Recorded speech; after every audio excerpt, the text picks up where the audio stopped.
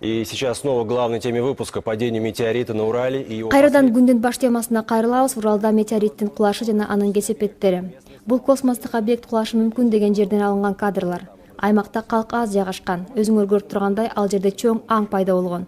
Ички иштер министрлигинин соңку маалыматтары боюнча медициналык жардамга 400дөн ашуун адам кайрылган. Маалымат дайыма өзгөрүүдө. Көптөгөн адамдар айнектин чачырандысынан жаракат алышкан. Ооруканага жаткырылган 5 адамдын 3өөнүн абалы оор деп бааланууда. Оор кыйроолор жок, бирок 6 шаарда курулуштарга зыян келген. Челябинск облусунда цинк заводунун чатыры жана дубалынын айрым жерлери жабыркаган. Муз сарайы да зыянга учураган. Айрым жерлерде үйлөрдүн шыптары кулаган. Окуя болгон региондон тышкарыдагы 4 аймакта — Свердлов, Курган, Самара жана Саратов облустарында ички иштер министрлигинин чукул штабтары түзүлдү. Ал жерлерде кырдаалга мониторинг жүргүзүү жана окуя болгон жерде изилдөө иштери уланууда. Көптөгөн райондордо мурдагыдай эле мобилдик байланыш иштебей жатат.